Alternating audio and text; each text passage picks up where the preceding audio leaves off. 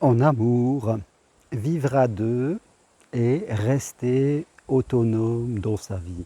Bonjour les amis, c'est ici du chemin de Compostelle où je vous écris justement pour partager quelques instants un sujet important qui est l'autonomie personnelle, même dans un couple.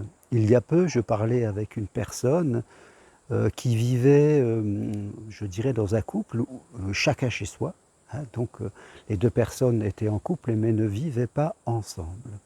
Et quand j'écoutais cette personne, elle me disait que, eh bien, elle avait des habitudes sportives, son compagnon aussi, elle avait aussi des habitudes avec ses enfants, et puis l'autre personne aussi. Donc on n'avait pas envie, fin de compte, de se remettre ensemble, on repoussait toujours la décision, parce que sinon, quelque part, à l'intérieur de ces personnes, il y avait cette croyance, cette peur. Il y a toujours des peurs qui s'infiltrent un peu partout. Eh bien, si je suis à deux, je vais perdre ma capacité d'avoir mes loisirs, d'avoir mes habitudes avec mes enfants s'ils sont issus d'un autre mariage. Voilà, l'autre sera un obstacle à, je dirais, mon développement personnel, à mon autonomie. Donc je préfère qu'on fasse chacun chez soi, voire même je reste tout seul. Mais ceux qui font chacun chez soi, eh bien voilà, on se voit pour certains moments, mais on ne mélange pas tout. Comme ça, je peux garder mon autonomie quand il s'agit des choses que je veux faire pour moi tout seul. Je crois, mes amis, que là aussi, eh bien, nous avons face à nous aussi notre incapacité à vivre l'amour en tant qu'adulte.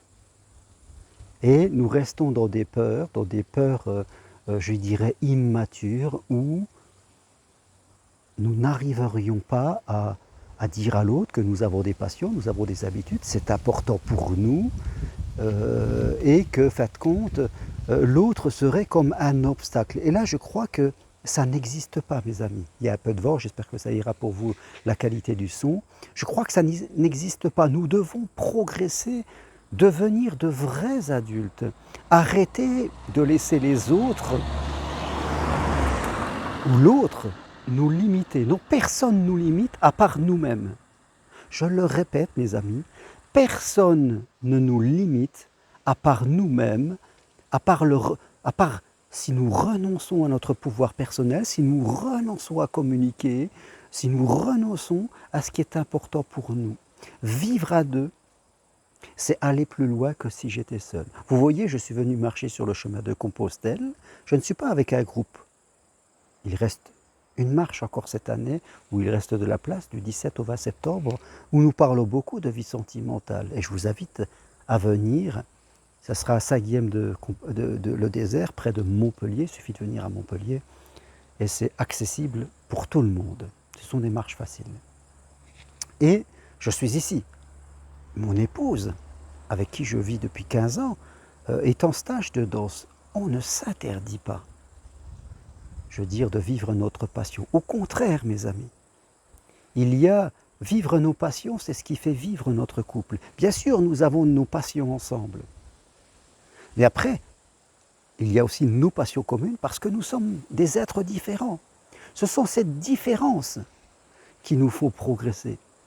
Et pour moi, ça me paraîtrait complètement ridicule de faire du chacun chez soi. En plus, ce n'est pas un bon plan économique parce que ça nous fait payer double facture. Chacun doit payer son logement et ses diverses factures. Et fin de compte, cet argent qui est dépensé deux fois, on pourrait l'utiliser pour vivre plein de choses ensemble, avec nos enfants respectifs.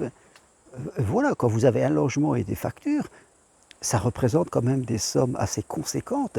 Et si vous les cumulez mois par mois, à la fin de l'année, vous pouvez vous retrouver avec plusieurs milliers d'euros économisés et vous allez vous payer un voyage ensemble. Vous voyez ce que je veux dire?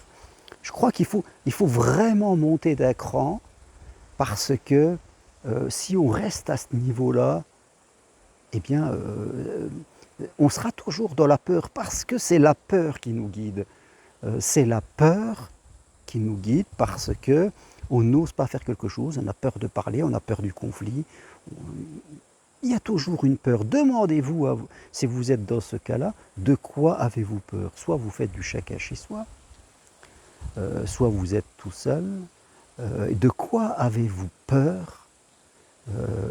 Parce que quand on est dans une peur, c'est que quelque part, on est dans son enfant intérieur immature et il faut en sortir parce que sinon, l'amour ne sera jamais là pour nous, mais même plus large que ça, dans la relation que l'on a aux autres, que ce soit familiale, professionnelle, on sera toujours confronté à des problématiques et on sera toujours dans l'évitement. Et vous le saviez, je le dis assez souvent, quand on est dans l'évitement, ce qu'on évite nous court derrière et on l'attire. On n'attire que des problèmes. Donc, je le dis et je le répète, mes amis, vivre à deux, c'est garder son autonomie personnelle. Vivre à deux, c'est aller plus loin que si on était seul, même je dirais plus loin. L'autre est votre supporter. Il vous encourage. Moi, j'encourage ma femme à faire ses passions. Si vous êtes avec quelqu'un qui ne vous encourage pas et qui vous limite, c'est qu'il ne faut pas rester avec lui. En tout cas, vous commencez à lui dire, à lui exprimer votre besoin de faire des choses par vous-même, de faire des choses ensemble, hein, sinon il n'y a pas de vie. Mais si vous aviez des passions personnelles avant même la rencontre, il est tout à fait normal que vous les poursuivez. L'autre n'est pas là tout d'un coup pour vous limiter. Le couple est là pour nous ouvrir. Le couple, c'est de l'expansion et ce n'est pas de la limite. Il faut se méfier des anciens jugements quand on passait à le côté un petit peu catho. En tout cas, la religion fait par l'homme. J'aime la religion, mais pas celle que fait l'homme. Vous voyez, vous vous mariez, et puis faites compte, ça y est, hein, on n'existe plus en tant que personne, on est un couple. Non, vous existez en tant que personne, et vous existerez toute votre vie en tant que personne. Le couple n'est juste qu'une parallèle avec vous, un plus dans votre vie. Voilà ce que je voulais partager avec vous. Vivez l'amour en tant qu'adulte et non en tant que personne immature. Voilà ce que je veux partager avec vous. Si vous voulez aller plus loin, eh bien venez marcher sur Compostelle. La dernière marche du 17 au 20 septembre 2022. Voilà, ça sera vraiment un moment exceptionnel. Prenez rendez-vous avec moi si vous avez un problème personnel, que vous voulez qu'on en parle, mais je vais partir en vacances. Donc voilà, les rendez-vous, ce sera plutôt fin août. Fin août aussi, avec ma compagne, nous faisons pour les célibataires, veufs et divorcés 3 soirées. Je crois que les dates, c'est le... Voilà. En tout cas, demandez-moi, c'est 3 soirs de 20h à 23h, voire minuit en semaine. Donc, 7 à distance, de chez vous, en groupe. Donc, vous pouvez venir et ce sera super. Je vous enverrai le programme. Comme je le dis toujours, investissez sur votre progression. Dépensez un peu d'argent. Ne mettez pas tout à la banque, ça ne sert à rien. Quelque part, le vrai bonheur, la vraie liberté, c'est dans votre tête. Donc c'est dans votre tête qu'il va falloir aller chercher les clés de votre bonheur.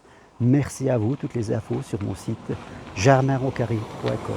Je vous dis bye et vive l'amour et vive Compostelle et vive le partage et l'amitié. Merci, à bientôt.